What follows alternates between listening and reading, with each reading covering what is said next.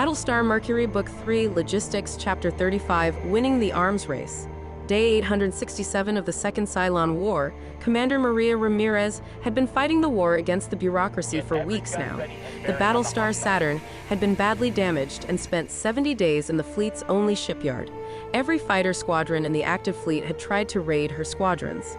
The priority repair on the flight pods got the squadrons operating as shipyard defense, while the armor was stripped on the ship to make way for structural repairs.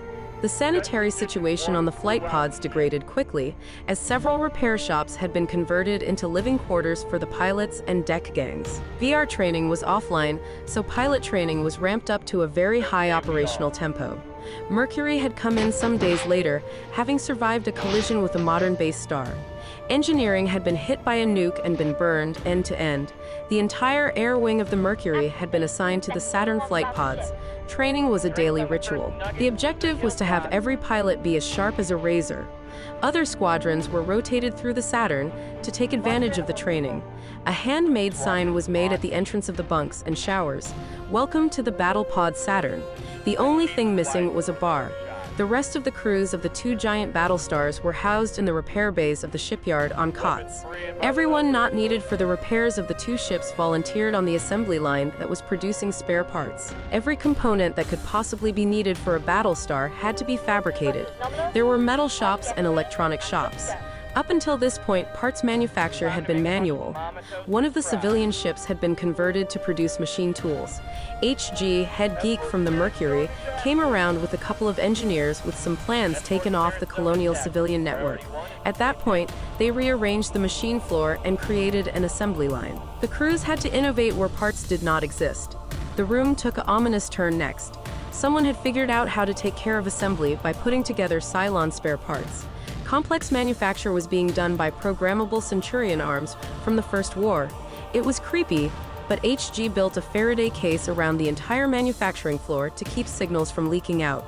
The crews of the two Battlestars were issued spacesuits and put to work speeding up the repairs. The repair process has been delayed by critical supply chain shortages. The repair estimate had been 60 days.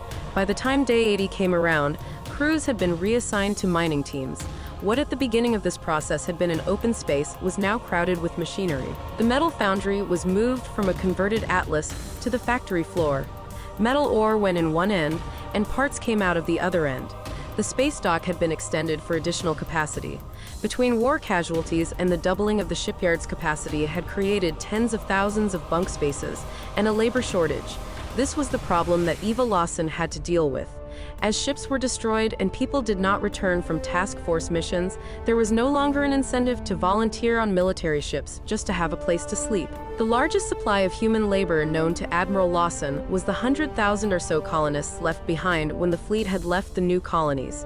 Tapping that labor pool required a fleet and 250 jumps using Colonial FTL technology. Half of the war fleet had been upgraded to use Cylon FTL technology. With enough fuel and a proper fleet, the trip could be made in 19 jumps. Of course, there was no guarantee that anyone had been left alive in the new colonies. To confirm this fact, a pair of Valkyries had been tasked to make the trip. To free up the ship space, 20,000 people were going to be offered job opportunities in the space dock. The operational tempo of the fleet had been drastically reduced to allow for repairs and to cut losses. Supply raids had been made to keep the Cylons off balance. The intelligence division had picked up a massive weapons depot that was one jump away from the fleet HQ. There appeared to be a pair of Nemesis gunships guarding the depot. For 72 hours, surveillance was maintained on the site. There was no traffic in and out of the depot. Readings had been taken. There was evidence of radiological leakage. The facility was stuffed to the rafters with nuclear weapons. "This looks suspicious," Commander Ramirez said, putting the paper file on her lap. "I think so too. We are sending you out with a 10-ship fleet, well-trained, ready for action." Admiral Lawson, Ramirez said, "This sounds like a great way to get the Mercury A unit citation. Why are we getting this choice assignment?" "We are having some issues with the jump system," Lawson answered.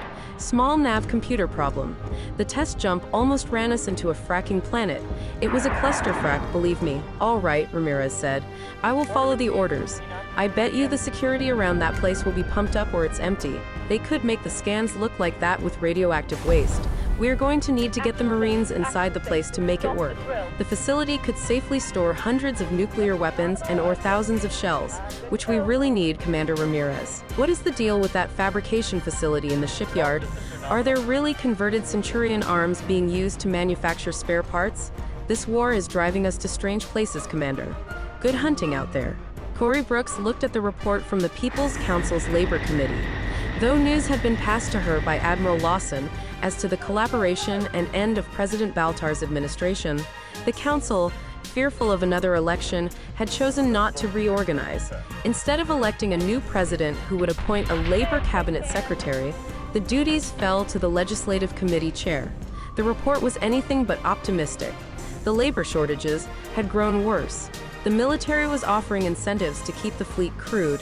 The fleet's vast requisition for ships and materials had created competing demand for factory and foundry workers. Miners were at a particular premium at the moment. The work was dangerous and uncomfortable, and the hours were often worse than shipbuilding. At the worst possible time, a labor union had popped up. They demanded better living and working conditions, and were allowed to organize. Though many of the military would have desired the protection of union membership, the military chain of command would not permit it.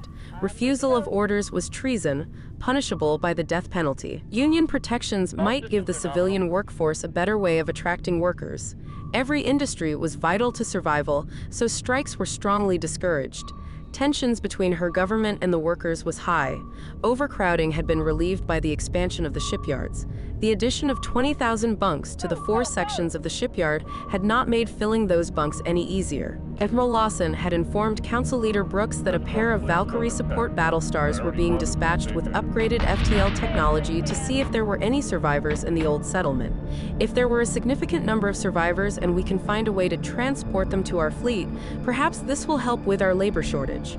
Asterisk, Evan Smith was a descendant of Caprican royalty. His accent was patrician and his training was classic. He had been a professor of military history before the war. A longtime technologist, he was very familiar with the ship systems up the fleet's upgraded Valkyrie class.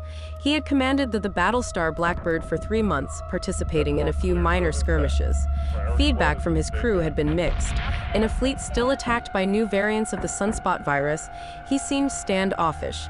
He avoided the normal high fives, hugging and backslapping for stiff upper lip and a salute. His XO was a people person injured in battle, half his age of 59 years to balance his style. Marcia Kaplan walked with a cane due to her injury, slightly overweight since giving up flying was the perfect complement to Commander Smith's style, preferred to keep the rank of captain than the rank of major to which most executive officers were entitled. Ship shows ready for jump, as does the Trident. 2 of the Scout Raptors, half of the scouting force, have returned with data on our target jump point. 6 hours ago, everything was fine.